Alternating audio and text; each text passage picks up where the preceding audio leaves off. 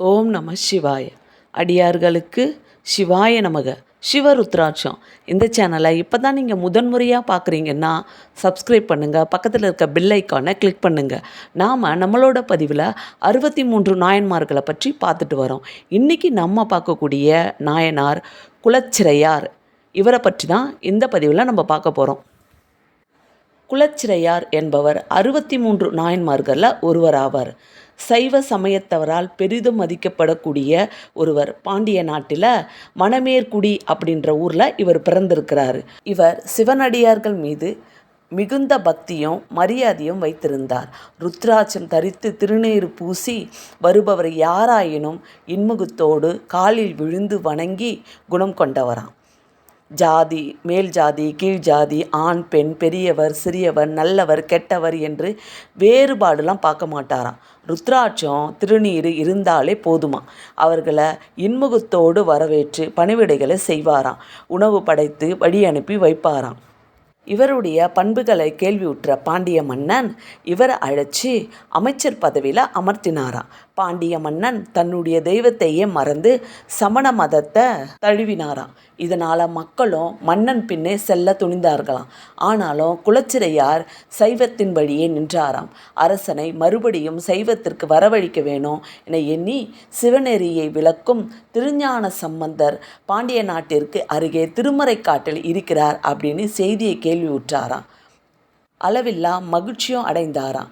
பாண்டிய நாட்டில் சைவம் ஓங்க வேண்டும் என்ற எண்ணத்தோடு இருந்த பாண்டிமாதேவி மங்கையக்கரசி அவங்களோட சேர்ந்து ஆலோசனை நடத்தி பிறகு பாண்டிய நாட்டில் குலச்சிறையாரை திருமறைக்காட்டிற்கு அனுப்பி வைத்தாங்களாம். குலச்சிறையார் திருஞான சம்பந்தரை நேரில் பார்த்து பாண்டிய நாட்டின் நிலையை எடுத்துரைத்தாராம். எடுத்துரைத்தது மட்டும் இல்லாமல் பாண்டிய நாட்டுக்கு வரும்படி அழைப்பும் விடுத்தாராம். திருஞான சம்பந்தர் முதலில் தயங்கினாலும் பிறகு சம்மதிச்சாராம். தன்னுடைய பரிவாரங்களுடன் மதுரையை அடைஞ்சாராம். பிறகு திருஞான சம்பந்தரையும் சிவனடியார்களையும் பாதுகாப்பாக ஒரு இடத்துல தங்க வைத்தாராம். திருஞான சம்பந்தர் மதுரைக்கு வந்திருக்காரு அப்படின்னு சமணர்களுக்கு தெரிய வர அவர் திருஞான சம்பந்தர் தங்கியிருந்த இடத்திற்கு தீ வைத்தார்களாம் சமணர்கள். ஞான சம்பந்தர் அந்த தீயிலிருந்து தப்பித்த பிறகு யார் இதற்கு காரணமோ இந்த தீ அவர்களையே போய் சேரும் என்று சொன்னாராம். மக்கள் செய்த பாவம் மன்னனையே சேரும் என்பதால் மன்னனுக்கு தீரா வெப்பு நோய் ஏற்பட்டதாம். சமணர்கள் தீவிர சிகிச்சை மன்னனுக்கு செய்தனர். ஆனால் இந்த நோய் குணமாகவே இல்லையாம். குலச்சிறையாரும் மங்கையக்கரசி தேவியும் பாண்டிய மன்னனிடம் திருஞான சம்பந்த பெருமானால் இதை குணப்படுத்த முடியும் என்று எடுத்து சொன்னாங்களாம். பாண்டிய மன்னனும் குலச்சிறையாரை அனுப்பி திருஞான சம்பந்த பெருமானை அழைத்து வருமாறு சொன்னாராம். குலச்சிறையார் திருஞான சம்பந்தரை பார்த்து பாண்டியனின் நிலையை தெரிவித்தாராம். கையோடு அரண்மனைக்கும் அழைத்து வந்தாராம். திருஞான சம்பந்தர் பாண்டியன் முன் நின்று சொக்கநாத பெருமானை நினைத்து பதிகம் பாடினாராம். இதனால் நோய் குணமானது. இதனை கண்ட சமணர்கள் திருஞான சம்பந்தருக்கு எதிராக நிறைய கேள்விகளை எழுப்பினர். வாதம் புனல்வாதம் அப்படின்னு திருஞான சம்பந்தரை பதிகை ஏடுகளை ஆற்றில் விட்டனர். அது ஆற்றின் எதிர்ப்புறமாக ஏற கரையை கடைந்ததாம். குலச்சிறையார் அந்த ஏட்டை மன்னனிடம் கொடுத்தார். சமணர்களை தண்டனைக்கு உரியவர்களாக மன்னன் அறிவித்தார். மறுபடியும் சைவ தழைத்தது.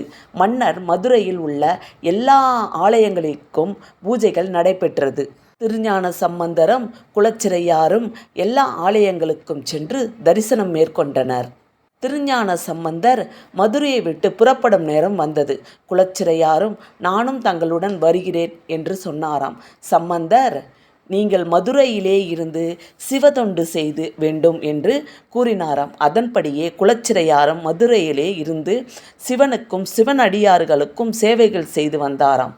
சைவத்தையும் மேலும் தழைக்க செய்தாராம்.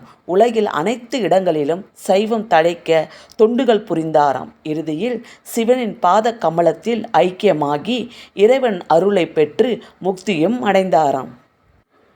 இந்த பதிவு உங்களுக்கு பிடிச்சிருந்தா சப்ஸ்கிரைப் பண்ணுங்கள், ஷேர் பண்ணுங்கள், லைக் பண்ணுங்கள். ஓம் நம சிவாய.